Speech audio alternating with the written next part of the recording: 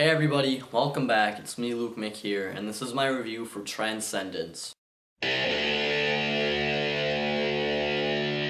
So this movie has like 19% on Rotten Tomatoes right now, and I'm gonna be honest with you guys, I thought this movie looked completely awful. The trailer just made it look really kind of like it was trying too hard to be the next Inception, and to be honest with you guys, I'm really not a big fan of the one and only Johnny Depp. I'm sorry if you guys are fans of his, but honestly, I don't think the guy is that great. No offense to you, Johnny Depp, if you're watching this, but I'm sorry, that's really all I can say. So, going into Transcendence, I really was not excited at all. I was expecting the worst, and when I came out, I kind of decided that the movie really wasn't that bad. So this movie is basically about Johnny Depp, who plays a scientist by the name of Will, I believe, and he is kind of working with some very advanced technology. He really wants to make a difference in the world. He wants to help people, and he uses a lot of nanotechnology with his work. And a lot of people are afraid of his research and what he's discovered because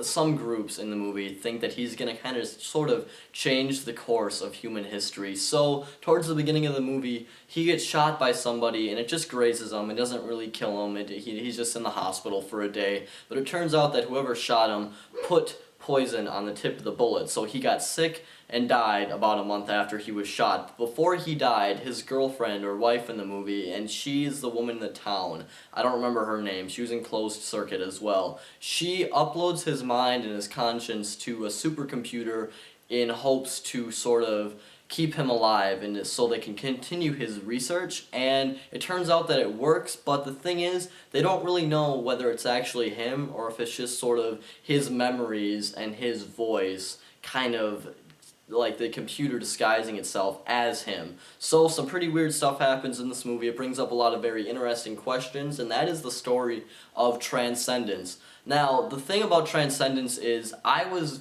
generally very interested and very intrigued, and I felt very engaged in the plot throughout the whole movie, but I can't help but feel that this movie could have had a bit more meat on its bones, kind of like me.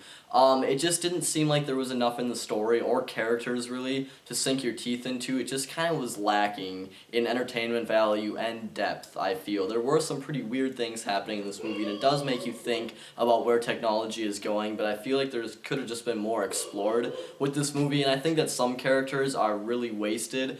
Kate Mara's character in particular, she plays kind of like the lead of this terrorist group that's against Johnny Depp's operation. And I don't know, like I said, her character just wasn't really fleshed out at all, and I barely got to know her. And there are some kind of cheesy parts in this movie, especially towards the end. There's this small town that most of the movie takes place in, and it was really strange, and it just got, like I said, really kind of corny. But I thought that it was directed very competently by Wally Pfister, I believe, and this movie had a lot of hype for a lot of people because he is obviously the cinematographer for Christopher Nolan most of the time, and a lot of people were expecting a lot from this movie and they didn't really get that. But basically what I have to say is, if you're watching this, Wally Pfister, don't believe what people are saying about your movie. It isn't that bad. I mean, it could have been better. It wasn't great, but I thought it was really enjoyable and made me think about things. So that's my review for Transcendence. It really isn't as bad as people are saying it is. I mean, it is a little disappointing maybe for some people, but for someone like me who had no expectations going in, I thought it was pretty enjoyable, but it wasn't great. So I'm going to give it 2.5 out of 5 stars. You guys, this is lukemick signing off. Please subscribe, and I'll talk to you later.